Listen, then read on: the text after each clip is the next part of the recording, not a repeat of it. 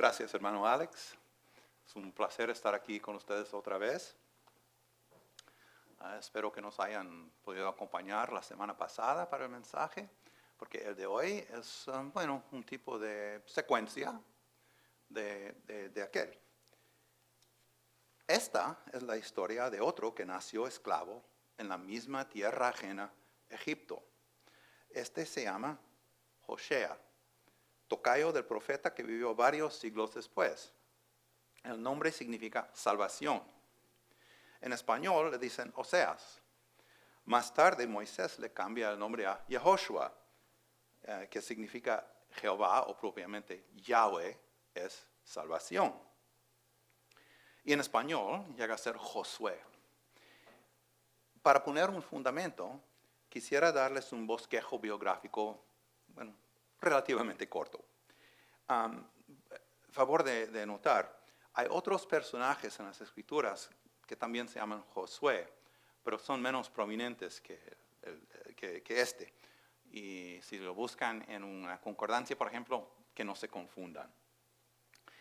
Como escuchamos el domingo pasado, Moisés tuvo acceso a la mejor educación, instrucción de uno de los países más avanzados de la época, Egipto.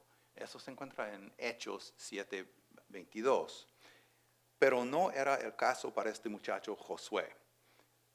Dios puede levantar a quien Él quiera. El supereducado Saulo de Tarso, después conocido como Pablo, o en latín Paulus, que significa pequeño, o un simple pescador, Simón, hijo de Jonás, que Jesús le da el apodo Pedro, la roca. Pero volviendo a Josué, 1 de Crónicas 7, del 25 al 27, traza una genealogía empezando con Efraín, hijo del gran hombre de Dios José, a través de 10 generaciones para llegar a nuestro muchacho. La primera vez que lo vemos es en Éxodo 17:9, cuando Moisés de pronto lo pone enfrente de un ejército para luchar contra los amalecitas. No sabemos cómo, pero llegó a ser la mano derecha de Moisés. Tal vez fue algo que Dios le dijo directamente. Pero hay otra posibilidad en la cual me fijé por primera vez cuando estaba haciendo las investigaciones preparando este mensaje. El padre de José se llama Nun y el padre de este se llama Elisama, o sea, viene siendo el abuelo de Josué. Gracias a la genealogía en 1 de Crónicas, ya mencionada, en combinación con la lista en Números 1, sabemos que este mismo Elisama es el jefe de la tribu de Efraín. En Éxodo 24, Moisés sube a la montaña 2 veces. La primera vez lleva consigo a su hermano Aarón, y a 2 hijos de este y a 70 ancianos de Israel. La segunda vez, el único que lo acompaña es Josué. Por supuesto, las 2 veces Moisés es el que llega hasta arriba para conversar con Dios. Claro, esta segunda vez, Josué, convenientemente, no está en el campamento cuando los israelitas cometen la estupidez del becerro de oro. Me pregunto dónde estaba Caleb. Seguro que estaba de vacaciones o algo, porque él habría hecho algo. Éxodo 33:11. Y hablaba Jehová a Moisés cara a cara, como habla cualquiera a su compañero. Y él volvía al campamento, pero el joven Josué, hijo de Nun, su servidor, nunca se apartaba de en medio del tabernáculo, o sea, de la presencia de Dios. Ahora, creo que podemos decir que Josué aprendió en la escuela de Dios. Porfa, no estoy diciendo que no debemos estudiar según nuestras posibilidades, todo lo contrario, pero Josué, igual que Moisés, recibió una revelación directa de parte de Dios. En Números 13, Dios le dice a Moisés que envíe a 12 espías, uno de cada tribu, y que sean hombres prominentes. Sabemos la triste trayectoria de este episodio. Los 12 entran clandestinamente en la tierra prometida y realizan un reconocimiento que dura 40 días. Regresan con su informe mayoritario. Sí, fluye leche y miel, pero hay muchos pueblos más fuertes que nosotros. Incluso hay gigantes. Mejor buscar un plan B.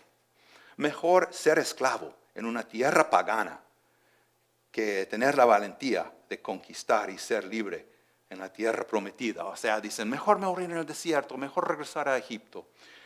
Y el pueblo de Israel, desgraciadamente, se deja contagiar con este espíritu. Pero dos de ellos, de esos espías, Caleb y Josué, han visto las mismas cosas, los mismos obstáculos, pero confían en Dios para cumplir con su promesa de entregarles la tierra. En Números 14, Dios decreta que a todos los hombres de 20 años para arriba les concederá su deseo de morir en el desierto, mientras están errando por 40 años, un año por cada día de esa desafortunada expedición. Bueno, todos los hombres menos dos, Caleb, hijo de Jefone, y Josué, hijo de Nun. Saltando la gran parte de los 40 años en pocos capítulos, en Números 20 se relata cómo Moisés pierde el derecho de entrar en la tierra, pero no pierde su sentido de responsabilidad hacia el pueblo. En Números 27 le pide a Dios que nombre a un sucesor. Empezando con el versículo 18. Y Jehová dijo a Moisés, toma a Josué, hijo de Nun, varón en el cual hay espíritu, y pondrás tu mano sobre él. Y lo pondrás delante del sacerdote Eleazar, ya que es el hijo de Aarón, que ya se había muerto, y delante de toda la congregación, y le darás el cargo en presencia de ellos. Y pondrás de tu dignidad sobre él, para que toda la congregación de los hijos de Israel le obedezca.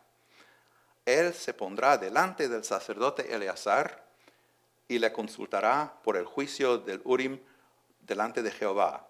Por el dicho de él saldrán y por el dicho de él entrarán. Él y todos los hijos de Israel con él y toda la congregación. Y en el capítulo 34 de Números resulta que Josué, Eleazar y los ancianos de las tribus van a distribuir la tierra cuando ya la conquisten. Se intercala la recapitulación de la experiencia en el desierto en Deuteronomio. Al final de ese libro se transfiere el mando. Deuteronomio 31, 14. Y Jehová dijo a Moisés, he aquí, se ha acercado el día de tu muerte. Llama a Josué y esperad en el tabernáculo de reunión para que yo le dé el cargo. Fueron pues Moisés y Josué y esperaron en el tabernáculo de reunión, o sea, la reunión con Dios.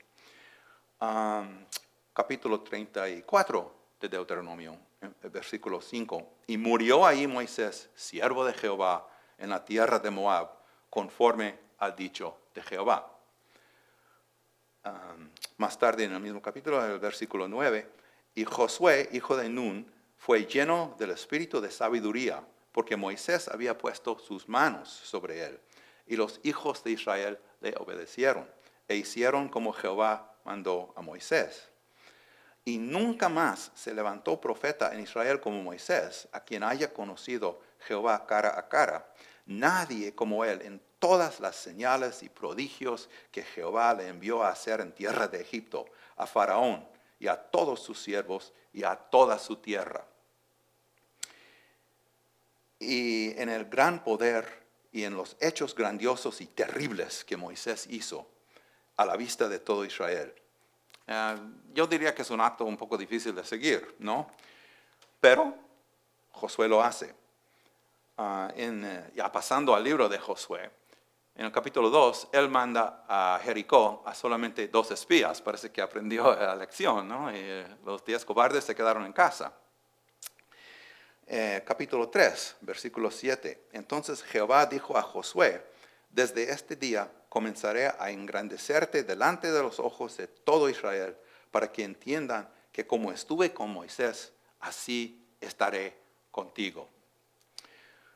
Dios, a través de, ya estando en la tierra prometida, Dios a través de Josué manda que los sacerdotes entren en el Jordán. Están entrando ahora. Con el arca, y las aguas se detuvieron. Todos pasaron en tierra seca. Esta experiencia en el desierto empieza cruzando el fondo seco del Mar Rojo y termina cruzando el cauce también seco del río Jordán para para invadir la tierra. Ahora, esta va a ser la primera batalla en la tierra, ¿no? La primera batalla es importante porque, bueno, ya no tienen otra experiencia dentro de la tierra. Y si les va bien, pues va bien. Si no, puede haber problemas. En el capítulo 6, y este episodio es bien conocido, empezando con el versículo 1. Ahora, Jericó estaba cerrada, bien cerrada, a causa de los hijos de Israel. Nadie entraba ni salía.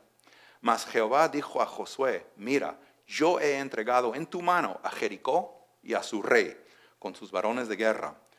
Rodearéis pues la ciudad, todos los hombres de guerra, yendo alrededor de la ciudad una vez, y esto haréis durante 6 días. Y 7 sacerdotes llevarán 7 bocinas de cuernos de carnero delante del arca, y al 7º día daréis 7 vueltas a la ciudad, y los sacerdotes tocarán sus bocinas. Y cuando toquen prolongadamente el cuerno de carnero, así que oigáis el sonido de la bocina, todo el pueblo gritará a gran voz, y el muro de la ciudad caerá. Entonces subirá el pueblo, cada uno derecho hacia adelante. Josué es un general ya con bastante experiencia, 40 años. ¿No suena un poco raro este método de tumbar un muro? Pero ¿qué pasa? José confía. Nehemías tiene que levantar un muro por medios humanos. Josué tiene que tumbar uno por medios sobrenaturales, ¿verdad? La intervención directa de Dios. Entonces él confía y él da órdenes. ¿Y qué hace el pueblo? Obedece. Y entonces ganan la victoria sin una guerra auténtica, ¿verdad? Sin una batalla auténtica.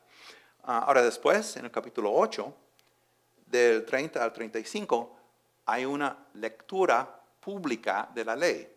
No sé si se han fijado, pero varias veces en el Antiguo Testamento, en momentos de avivamiento, se lee la Biblia, el Antiguo Testamento, en presencia del pueblo. La ley, mejor dicho. En el capítulo 10, otra cosa medio rara, ¿no? Los israelitas están peleando y necesitan más tiempo para acabar con el enemigo. ¿Y qué pasa? El sol se detiene. Tampoco es muy normal, ¿verdad? Bueno, yo por lo menos no lo he visto.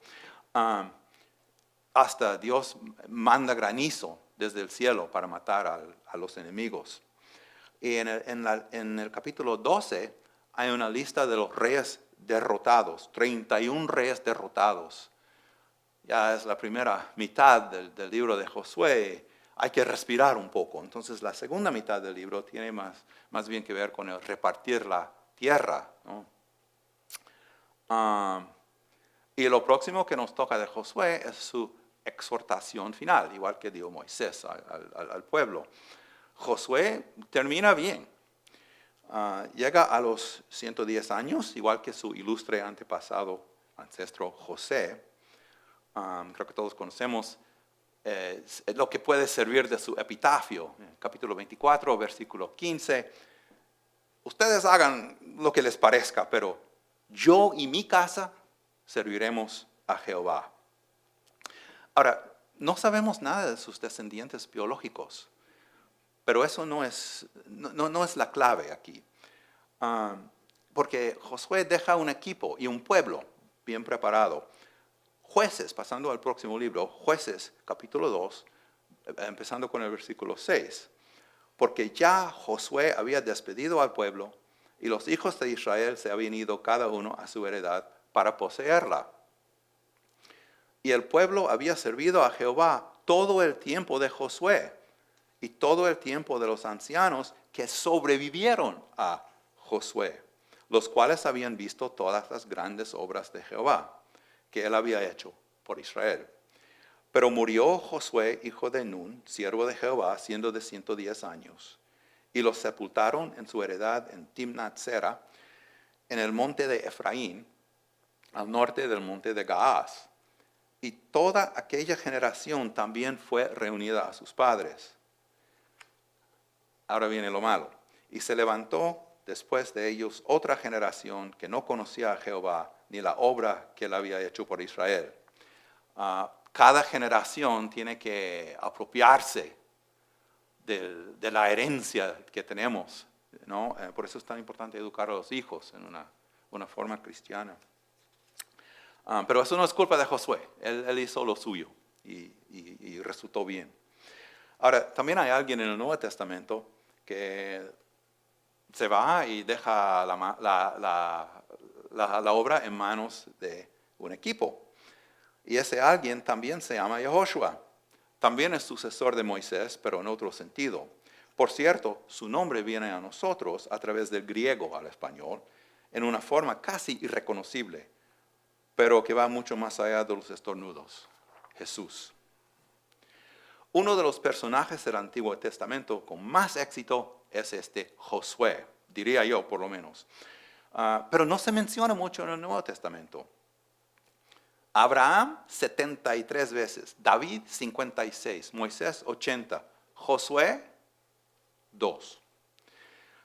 Pensando en el famoso capítulo 11 de Hebreos, como dice mi hermano Alex, el Salón de Fama, en este capítulo se mencionan 16 nombres. Eso incluye a Rahab, y 4 jueces, no todos muy conocidos, pero el nombre de Josué no aparece. En el versículo 30, sin embargo, dice, por la fe cayeron los muros de Jericó después de rodearlos 7 días. ¿La fe de quién? Empezando con Josué, ¿no? Y esa fe fluyendo al pueblo, al ejército. Ahora, todo esto es cierto, pero faltaría a mi deber si les dejara con un retrato incompleto. A pesar de Deuteronomio 34:9, cuando Josué recibe el espíritu de sabiduría, tengo que decirles que no era un tipo muy brillante, independiente de su nivel de instrucción. ¿Por qué digo eso? Porque me atrevo a decir eso. Éxodo 32:17. El pueblo aquí abajo con el becerro de oro, Moisés aquí arriba con Dios, y en medio está Josué solo. ¿Y qué pasa? Cuando oyó Josué el clamor del pueblo que gritaba, dijo a Moisés ya está bajando, alarido de pelea hay en el campamento. Espérate, ¿este es el general de mi ejército? Y él escucha el libertinaje que está pasando ahí abajo y piensa que es el sonido de guerra. Números, capítulo 11, un poquito antes de ser nombrado espía, empezando en el versículo 27. Y corrió un joven y dio aviso a Moisés y dijo, Eldad y Medad profetizan en el campamento. Entonces respondió Josué, hijo de Nun, ayudante de Moisés, uno de sus jóvenes, y dijo, Señor mío, Moisés, impídelos. Y Moisés le respondió, ¿tienes tú celos por mí? Ojalá todo el pueblo de Jehová fuese profeta y que Jehová pusiera su espíritu sobre ellos. Por supuesto, esto me recuerda a un episodio en Lucas, capítulo 9, versículos 49 y 50. Entonces, respondiendo Juan, dijo, Maestro, hemos visto a uno que echaba fuera demonios en tu nombre y se lo prohibimos porque no sigue con nosotros. Jesús le dijo, no se lo prohibáis, porque el que no es contra nosotros, por nosotros es. Siguiendo. Ahora en el libro de Josué, capítulo 5, 13 y 14. Estando Josué cerca de Jericó, alzó sus ojos y vio un varón que estaba delante de él, el cual tenía una espada desvainada en su mano. Y Josué, yendo hacia él, le dijo, ¿eres uno de los nuestros o de nuestros enemigos? Él respondió, no, mas como príncipe del ejército de Jehová he venido ahora. Esta mentalidad polarizada que sigue hasta hoy, con nosotros o con los demás. Pero es un ser sobrenatural, obviamente. Capítulo 7. Después del pecado de Acán, ¿se acuerdan que estaban supuestos a quemar todo en Jericó? Pero un hombre vio algo lindo y sacó el botín, y ahora el pueblo paga el precio porque tienen una batalla en un lugar que se llama Ai, y pierden a 36 soldados, que no parece una gran catástrofe, pero después de la victoria de Jericó, imagínense. Entonces Josué rompió sus vestidos y se postró en tierra sobre su rostro delante del arca de Jehová hasta caer la tarde, él y los ancianos de Israel. Y echaron polvo sobre sus cabezas. Y Josué dijo, ay, Señor Jehová, ¿por qué hiciste pasar a este pueblo el Jordán para entregarnos en las manos de los amorreos, para que nos destruyan? Ojalá nos hubiéramos quedado al otro lado del Jordán. ¿Y qué dice Jehová? Levántate. Capítulo 9, del 14 en adelante. ¿Se acuerdan de la trampa de los gabaonitas? Esta gente llega, vive cerca y saben que los israelitas lo van a destruir por completo si tienen la oportunidad. Pero llegan y dicen, no, es que vivimos muy lejos, mira el pan podrido y los zapatos acabados y todo eso. ¿Y qué pasa? Josué, siendo creído en este caso, y los ancianos también, bueno, entonces hacemos un trato con ustedes. Bueno, se fastidiaron porque había que respetar el pacto que habían hecho. Ahora, si eso no es suficiente, voy a sugerir algo que tampoco era tan valiente, Josué. En el episodio de los espías cobardes, ¿quién es el que habla? Es Caleb. Es Caleb que dice, no sean cobardes, si Dios nos promete la tierra, será nuestra. Josué se pone a su lado, eso sí es cierto, pero es Caleb que lleva la palabra. Ahora, quiero citar algunos versículos bien cortos, a ver si sacan la misma conclusión que yo. Deuteronomio 1:38, Dios a Moisés. Josué, hijo de Nun, el cual te sirve, él entrará ahí, anímale, porque él la hará heredar a Israel, la tierra. Sigo en Deuteronomio 3:28, y manda a Josué y anímalo. 31:7, esfuérzate y anímate, no temas ni te intimides. 31:23, esfuérzate y anímate. Ahora en Josué, Dios hablando directamente, en el libro de Josué 1:6, 7, 9, esfuérzate y sé valiente. Solamente esfuérzate y sé muy valiente. Mira que te mando que te esfuerces y seas valiente. No temas ni desmayes. 1:18, el pueblo de Israel dice, solamente que te esfuerces y seas valiente. Y aún después de muchas victorias, en el capítulo 10, no tengas temor de ellos, de un pueblo enemigo. ¿Por qué tantas exhortaciones a ser valiente? A Caleb no sería necesario, ¿verdad? Pero a Josué sí. Por favor, no estoy tratando de destruir la reputación de un gran hombre de Dios, porque con todos esos efectos tenía fe y tenía fidelidad. Y eso es la cosa principal. Y en el mismo capítulo 10, 25, el mismo Josué dice al pueblo, no temáis, no os atemoricéis, sed fuertes y valientes. Ahora, mencioné a Elisama, el abuelo de Josué, que era un líder de tribu, un jefe de tribu. Él tenía que haber sido uno de los miembros de la congregación que dijo, ay, no podemos. Qué vergüenza, ¿verdad? Pero todos tenemos parientes así. Yo, por ejemplo, mi bisabuelo, el abuelo materno de mi mamá, era coronel en el Ejército del Sur, en la Guerra Civil. Era de una familia pudiente, tenían terreno. ¿Y quién trabajaba el terreno? Gente esclavizada. ¿Orgullo? No, gracias. Ahora, ¿cuáles son las lecciones para nosotros? Si Dios puede usar a Josué, no el mejor instruido, por lo menos en un sentido humano, no el más inteligente, no el más valiente, pero sí un hombre de gran fe y con un espíritu dispuesto a someterse al designado de Dios, a Moisés, y después a ser el sucesor. Varias veces en la Biblia, Egipto es una metáfora del mundo. Y todos nosotros nacimos esclavos del pecado en ese mundo ajeno, lejos del reino, en un mundo saturado con ignorancia. Pero Dios quiere sacarnos de ahí. Dios ha provisto un medio para sacarnos de ahí, enviando a un segundo Yahushua. Pero este no es el hijo de Nun, sino su propio hijo, lo más precioso que tiene. En español se llama Jesús. Y quiere prepararnos para la lucha contra las fuerzas de las tinieblas en el mundo. Sí, hermano, entiendo todo eso. Pero nunca debemos perder de vista lo que Pablo nos dice en 1 Corintios 1, del 26 al 29. Pues mirad, hermanos, vuestra vocación, que no sois muchos sabios según la carne, ni muchos poderosos, ni muchos nobles, sino que lo necio del mundo escogió Dios para avergonzar a los sabios, los supuestos sabios, ¿no? Y lo débil del mundo escogió Dios para avergonzar a lo fuerte. Y lo vil del mundo, lo menospreciado escogió Dios.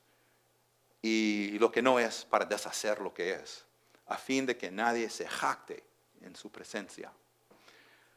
Y esto cuadra muy bien con lo que dice el Señor Jesucristo en Mateo 11, 25, 26. Jesús dijo, te alabo, Padre, Señor del cielo y de la tierra, porque escondiste estas cosas de los sabios y de los entendidos y las revelaste a los niños. Sí, Padre, porque así te agradó. Ahora, las últimas escrituras que quiero leer vienen de 2 de Timoteo, empezando en el capítulo 1, versículo 6. Ahora, acuérdense que es la última carta que Pablo escribe, probablemente. Y está hablando en una forma muy personal con su hijo espiritual, muy querido, Timoteo. Por lo cual te aconsejo que avives el fuego del don de Dios que está en ti por la imposición de mis manos. ¿Se acuerdan de Moisés?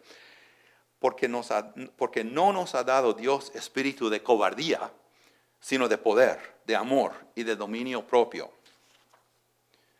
Por tanto, no te avergüences de dar testimonio de nuestro Señor, ni de mí, preso suyo, sino participa de las aflicciones por el Evangelio según el poder de Dios. 2:1, la misma carta. Esfuérzate en la gracia que es en Cristo Jesús. Tú pues sufre penalidades como buen soldado de Jesucristo. 3:14. Pero persiste tú en lo que has aprendido. 4:5. Soporta las aflicciones, haz obra de evangelista, cumple tu ministerio. Ahora quisiera orar un poquito, no me voy a extender mucho. Señor, enséñanos a usar la fe que tenemos y danos aún más. Y no una fe nebulosa o teórica, sino uno que viene acompañada de obras guiadas por tu Espíritu Santo. Danos un espíritu de valentía y de sabiduría y llévanos a un fin de este caminar terrestre donde podemos decir con Josué, yo y mi casa serviremos a ti, Señor. Gracias, mi Rey. Gracias en el nombre precioso de tu Hijo Jesús. Amén y amén. Y gracias a ustedes por acompañarnos. Espero que nos veamos, que ustedes nos vean la semana que viene. Que tengan una semana llena de bendición.